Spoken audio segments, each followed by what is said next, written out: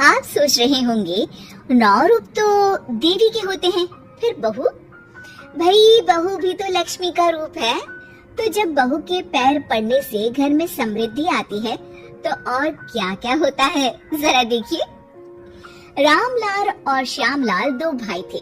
दोनों बड़े ही प्यार से साथ ही एक ही घर में रहते, लेकिन दोनों की बीवियों का रवैया एक दूसरे के लिए बिल्कुल ठीक नहीं था। एक दिन रामलाल की बीवी कहती है, अरे रमा, ये क्या कर दिया? सारा कचरा पूरे घर में फैला दिया। माफ करना दीदी, मैंने रखा तो एक ही जगह था, लेकिन हवा इतनी तेज चली कि उड़ गया। अभी उठा देती हूँ। हाँ हाँ, जल्दी करो। और एक बात, अब भाई साहब से बोल देना कि 2 रसोई कर ले। पता तो है मेरा बेटा सोहन बड़ा हो गया है, अब लड़की वाले भी आने लगे हैं, तो उसकी शादी हो ही जाएगी इस साल। हाँ हाँ दीदी, मेरा बेटा विहान भी तो बड़ा हो गया है और उसकी भी तो शादी होनी है। ठीक कहती हैं आप। अब हम ऊपर वाले तल्ले पर शिफ्ट हो जाएंगे। मैं विहान के पापा से बात कर लेती हूँ। बात नहीं करना, शिफ्ट होना है, क्योंकि मैं अब साथ नहीं रह सकती। हाँ हाँ दीदी, ठीक है ना। फिर क्या, हो जाते हैं एक घर के, एक परिवार के 2 टुकड़े और 2 रसोई, दोनों के बेटों की शादी। और फिर शुरू होती है कहानी। अरे मेरी बहू तो ढेर सारा दहेज लाई है। ये देखो, बड़ा टीवी, एसी, कार और गहने भी। दीदी ये तो बहुत अच्छा है, लेकिन है कहाँ आपकी बहू? वो सो रही है, थोड़ी रिजर्व टाइप की है ना, अपने ही कमरे में रहती है और ज्यादा बात भी नहीं करती। तभी रमा की बहू की आवाज आती है, माँ कहाँ है आप? जल्दी आइए, नाश्ता ठंडा हो रहा है और मुझे भी भूख लग रही है। आ रही हूँ बेटा, रुक। दीदी चलूं क्या?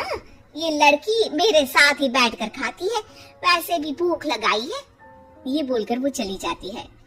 तभी श्यामा की बहू बाहर आती है और बाहर की ओर जाने लगती है। अरे बहू, कहीं जा रही हो क्या? क्या है माँ जी, बिना बात के ठोका मत करो। जा रही हूँ मैं। वैसे भी मेरे पापा ने कार घर में रखने को तो नहीं दी है ना। अरे नहीं नहीं बेटा, बिल्कुल बिल्कुल, घूमो घूमो। मैं तो कहती हूँ मुझे भी साथ लेकर जाया करो, साथ ही घुमा करेंगे। अरे नहीं नहीं, मैं आपके साथ बिल्कुल भी कंफर्टेबल नहीं हूँ। वैसे भी मैं शॉपिंग में जा रही हूँ, कहाँ आपको टांगती फिरूंगी। ये बोलकर श्यामा की बहू निकल जाती है। तभी उसके कान में ऊपर वाले तल्ले से हंसने की आवाज आती है। अरे ये कौन इतनी जोर जोर से हंस रहा है?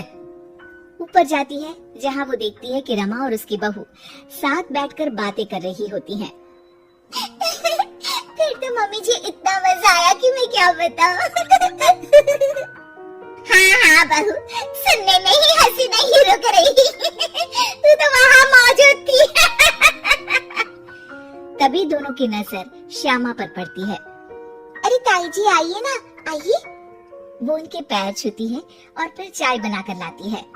श्यामा अकड़ कर कहती है, अरे नहीं नहीं, मैं चाय वाय नहीं पीती, बस हंसने की आवाज आ रही थी तो सोचा बता दूं कि टीवी की आवाज धीमी कर लो। अरे टीवी, वो देखो दीदी, धूल खा रहा है, वक्त ही नहीं मिलता देखने का। बहू के साथ वक्त कैसे बीत जाता है, इसकी बातें और किस्से कहानी किसी सीरियल से कम नहीं होते। श्यामा को खुशहाल रमा को देखकर जलन होती है। हाँ हाँ, मैं तो तंग आ जाती हूँ इतनी सारी बातें करके, मुझे तो सुकून पसंद है। ये कहकर श्यामा चली जाती है। अगले दिन रमा अपनी बहू के साथ घर से जा रही होती है कि तभी दरवाजे में श्यामा उन्हें टोकती है।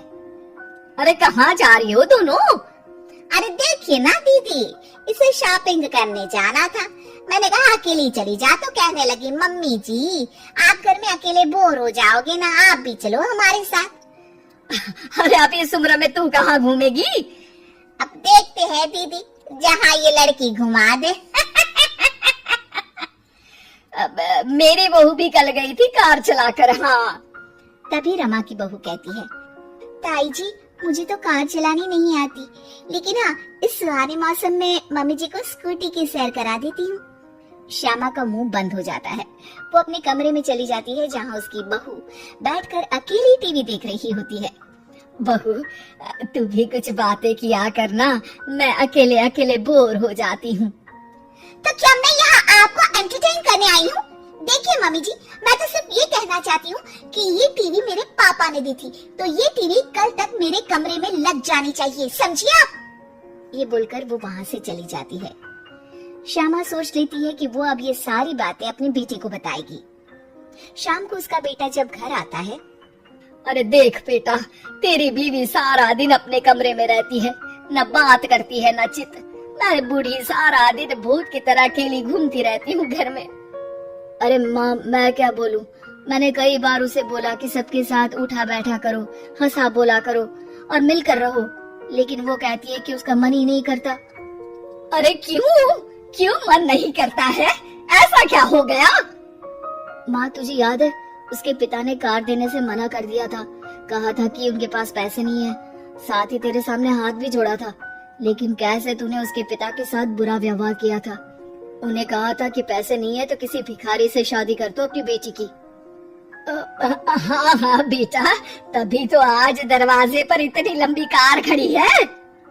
बस माँ, तो अब तू उस कार से ही बात कर और उससे मन लगा, क्योंकि पिता के आंखों का आंसू आपकी बहू के दिल तक उतर चुका है और आपकी इज्जत उसकी नजर में।